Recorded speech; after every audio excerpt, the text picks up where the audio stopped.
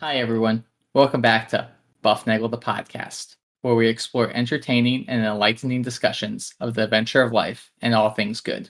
From science and technology to history and philosophy to leadership and success. We hope to give you a better understanding of the world and skills for everyone to pursue their own adventure.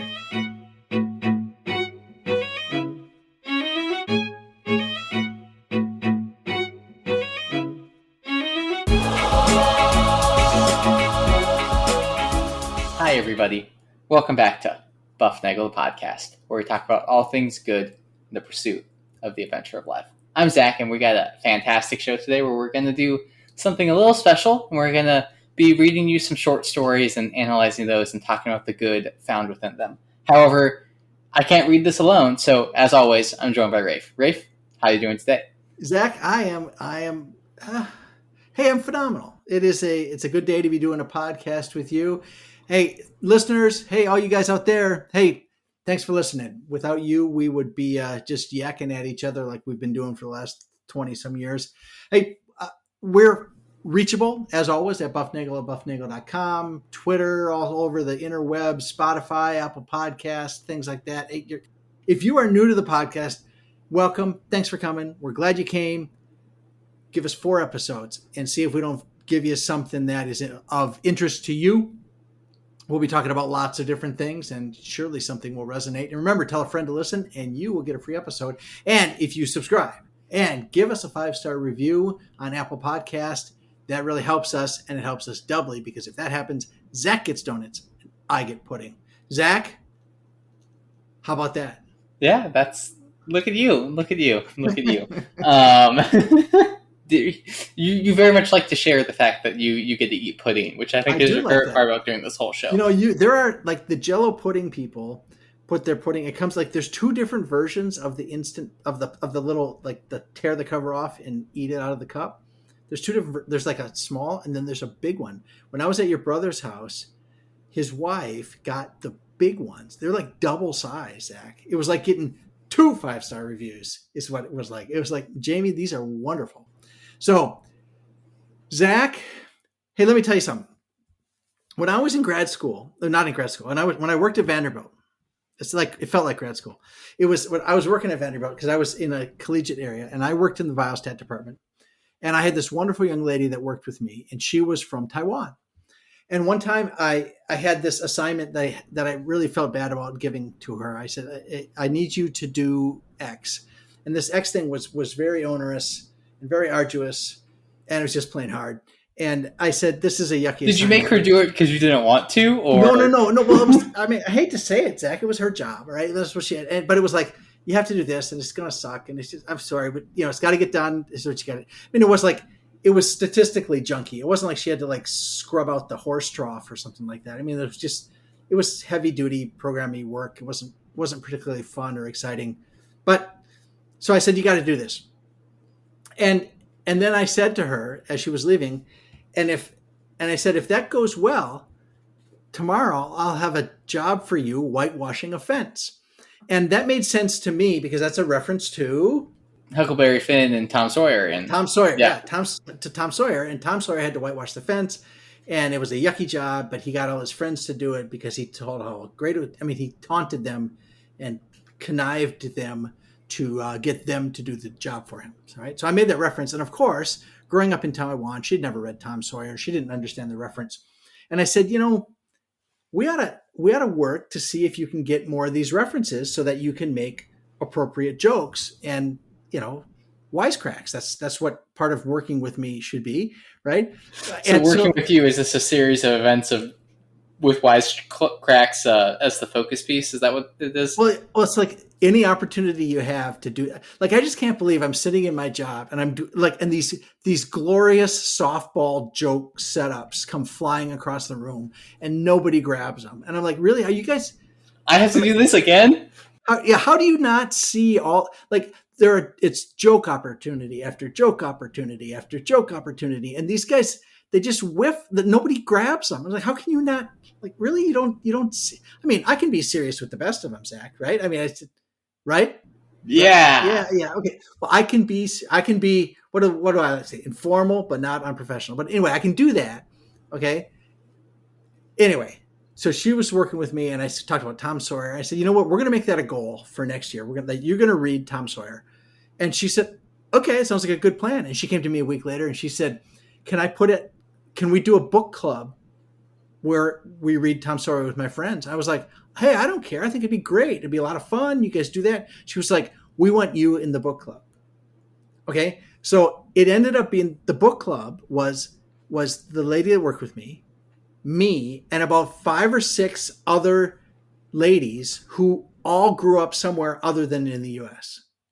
And it was phenomenal. It was like the best part about me when I was at Vanderbilt was the book club, because every Friday afternoon from 1 o'clock to 2 o'clock for an hour a week, we read Tom Sawyer.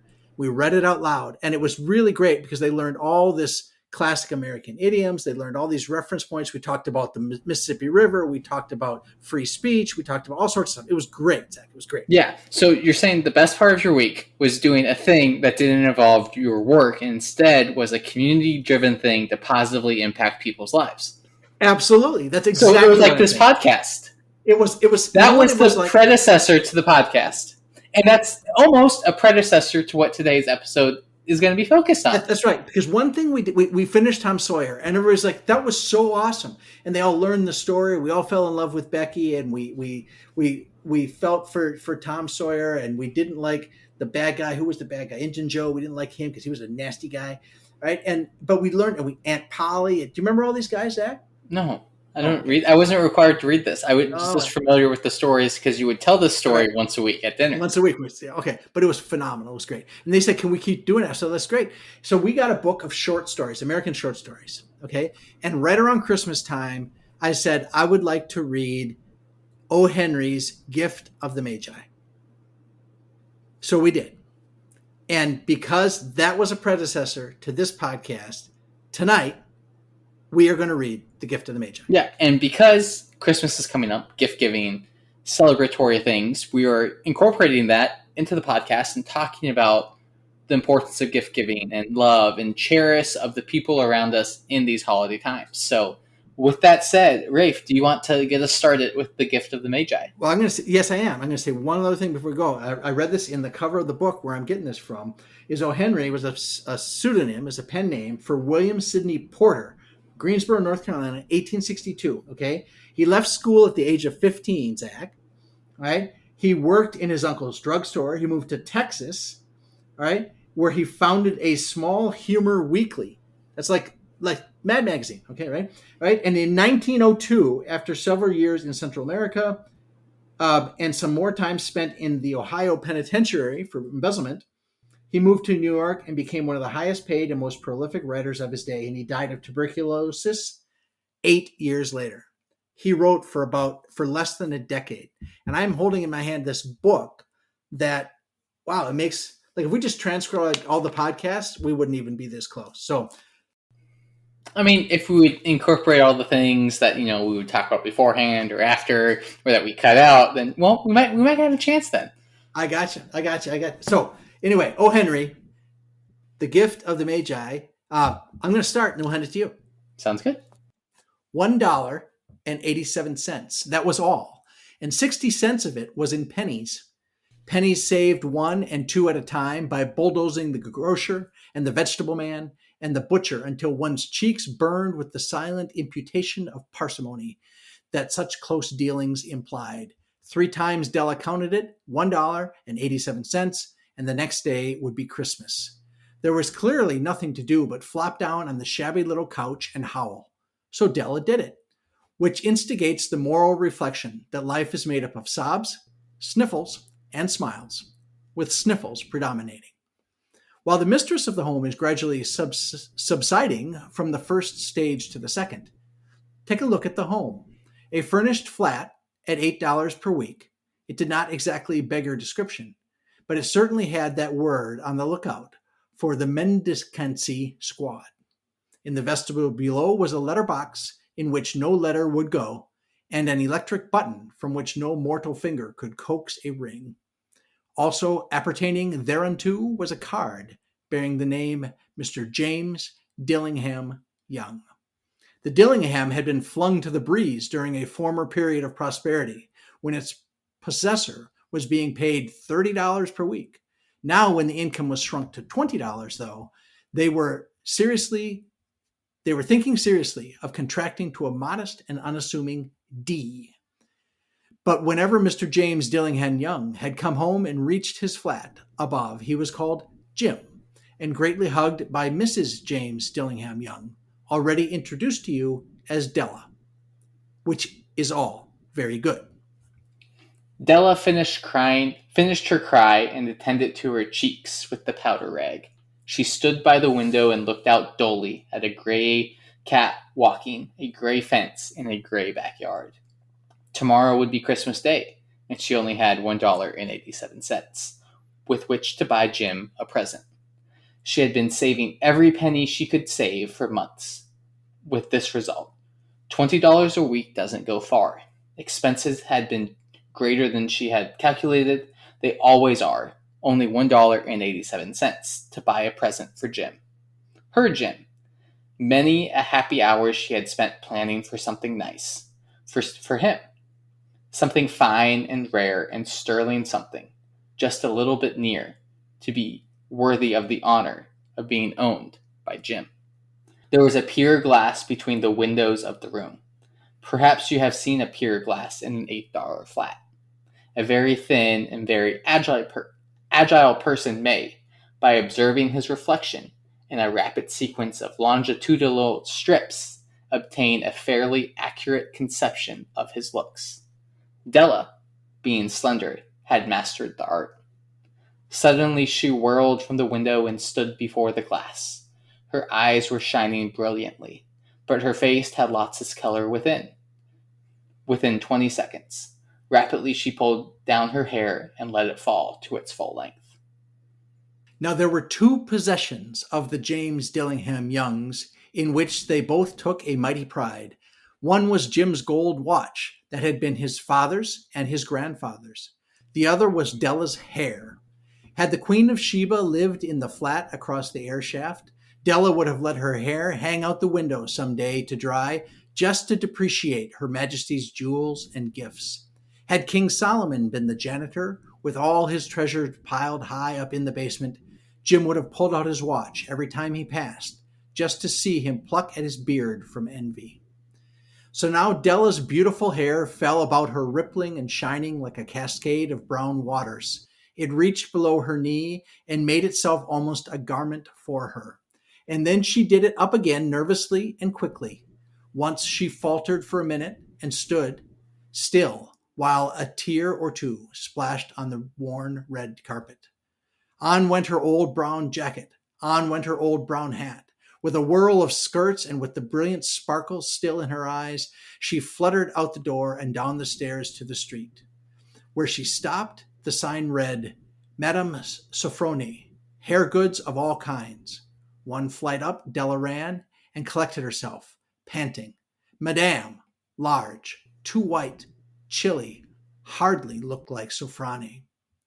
Will you buy my hair? Asked Della. I buy hair, said Madame. Take your hat off and let's have a sight at the looks of it. Down rippled the brown cascade. $20, said Madame, lifting the mass with a practiced hand. Give it to me quick, said Della. Oh, and the next 2 hours tripped by on rosy wings. Forget the hash metaphor. She was ransacking the store for Jim's present.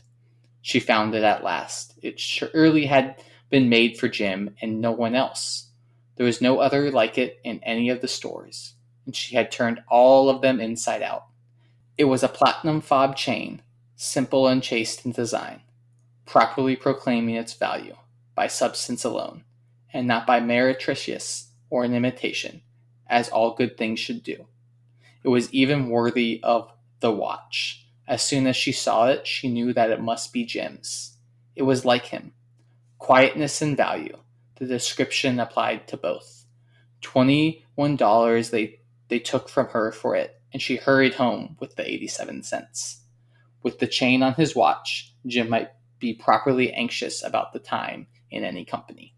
Grand as the watch was, he sometimes looked at it on the sly on account of the old leather strap that he used to place of the chain. When Della reached home, her intoxication gave way a little to prudence and reason. She got out her curling irons and lighted the gas and went to work repairing the ravages made by generosity added to love, which is always a tremendous task, dear friends, a mammoth task. Within 40 minutes, her head was covered with tiny, close-lying curls that made her look wonderfully like a truant schoolboy. She looked at her reflection in the mirror long, carefully, and critically. If Jim doesn't kill me, she said to herself, before he takes a second look at me, he'll say I look like a Coney Island chorus girl. But what could I do? Oh, what could I do with $1.87?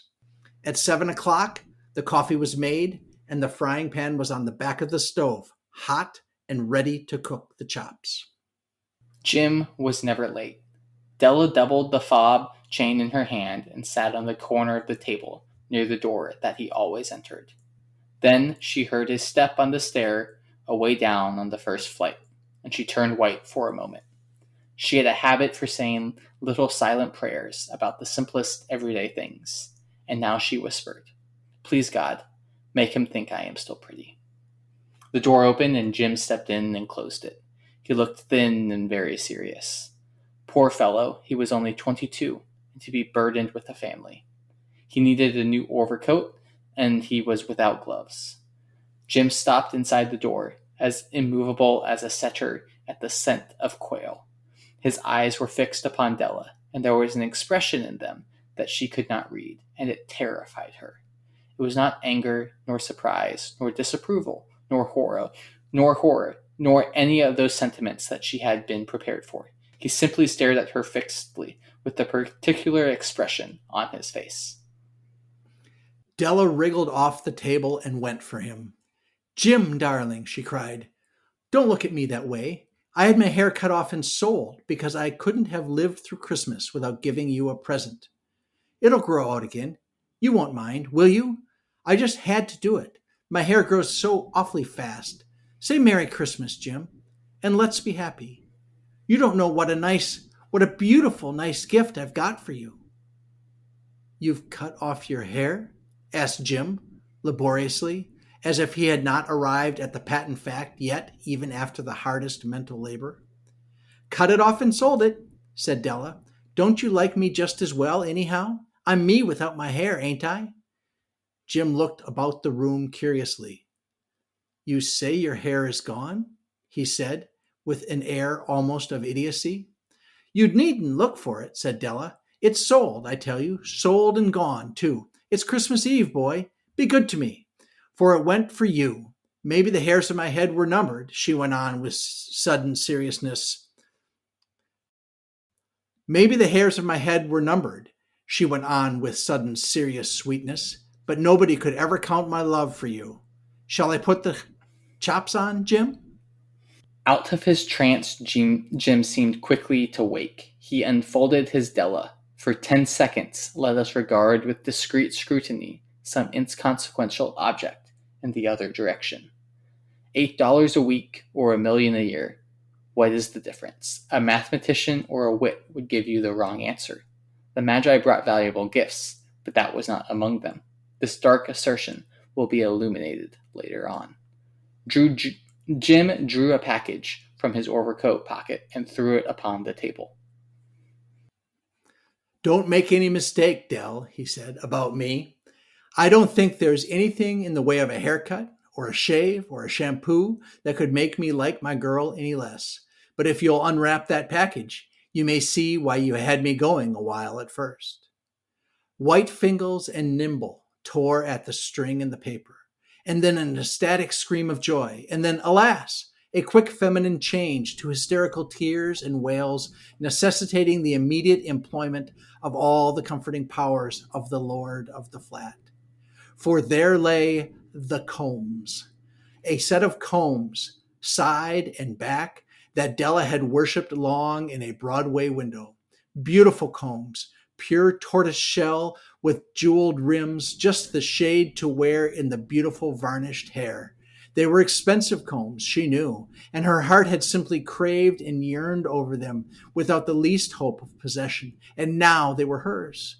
but the tresses that should have adorned the coveted ornaments were gone. But she hugged them to her bosom, and at length she was able to look up with dim eyes and smile and say, "My hair grows so fast, Jim." And then Della leaped up like a little singed cat and cried, "Oh no!"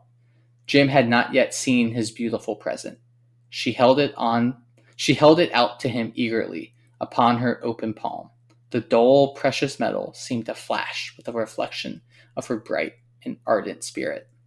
"Isn't it dandy, Jim? I hunted all over town to find it. You'll have to look at the time 100 times a day now. Give me your watch. I want to see how it looks on it." Instead of obeying, Jim tumbled down on the couch and put his hands under the back of his head and smiled. "Dell," he said, "let's put our Christmas presents away and keep them a while. They're too nice to use just as a present. I sold the watch to get the money to buy your combs. And now suppose you put the chops on." The Magi, as you know, were wise men, wonderfully wise men, who brought gifts to the babe in the manger. They invented the art of giving Christmas presents. Being wise, their gifts were no doubt wise ones, possibly bearing the privilege of exchange in case of duplication. And here I have lamely related to you the uneventful chronicle of two foolish children in a flat who most unwisely sacrificed for each other the greatest treasures of their house. But in a last word to the wise of these days, let it be said that of all who give gifts, these two were the wisest. Of all who give and receive gifts, such as they are the wisest. Everywhere they are wisest. They are the Magi.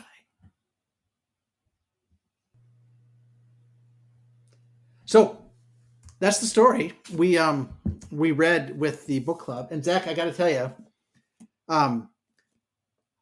you got to read the part where he said, "I sold the watch to get money to buy your combs."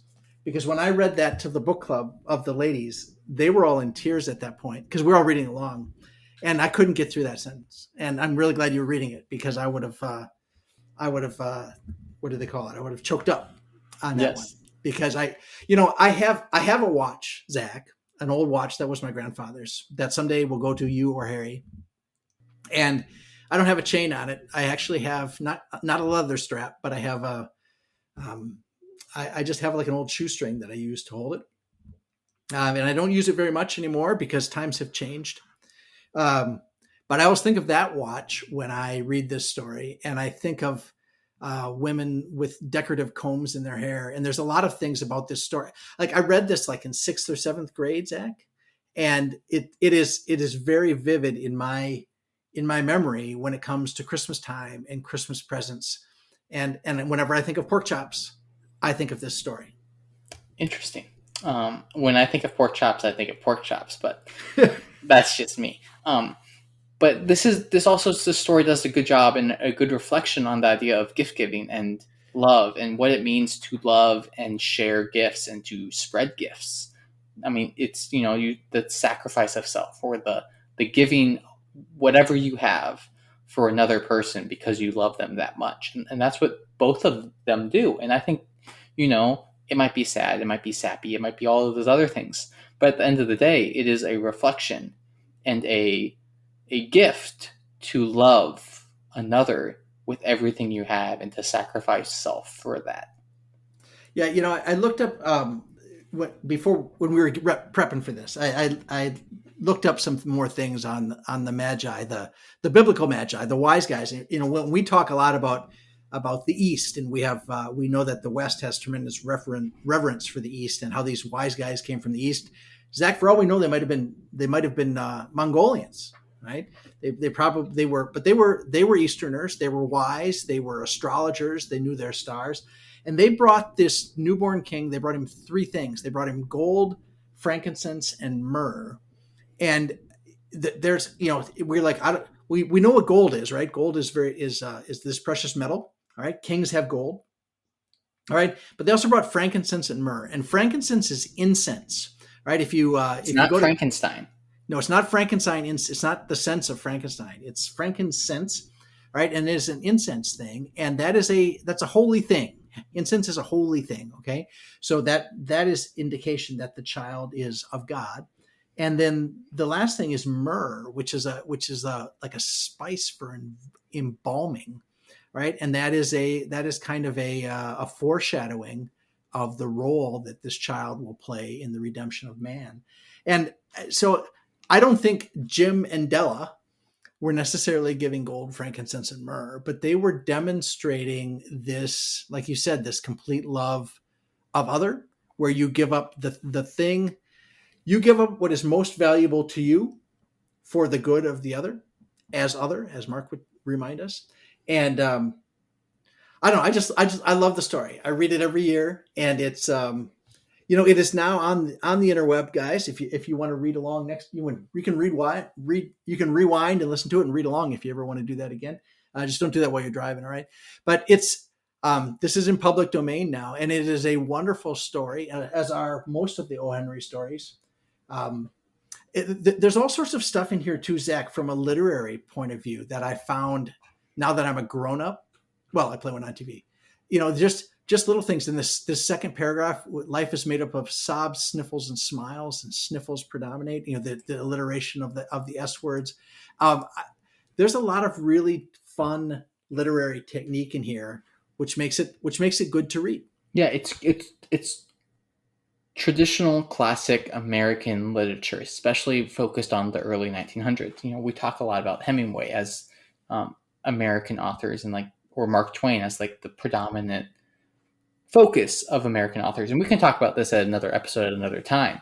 But this idea of American literature and this creating and painting these pictures and these scenes, maybe in not the poetic way that you would see, the Shakespeare time, but instead it was this straightforward explaining the story. And by doing that, it brought us as the reader into the story and was allowed us to greater appreciate the gifts that these characters gave to each other in that act of love. This Della chick is just, she's wonderful. I look the pier glass between the windows. So between the windows, there's this little skinny mirror. All right. And he describes this thing. A very thin and very agile person may, by observing his reflection in a rapid sequence of longitudinal strips, obtain a fairly accurate conception of his looks. Della, being slender, had mastered the art. And I just have this picture. I don't know if you've ever been on a really narrow mirror in a hotel room or something like that, trying to figure out how to get your reflection to see if you look all right. There's all these wonderful pictures that are painted here. And the other one that I love was this one toward the end where, where did it go?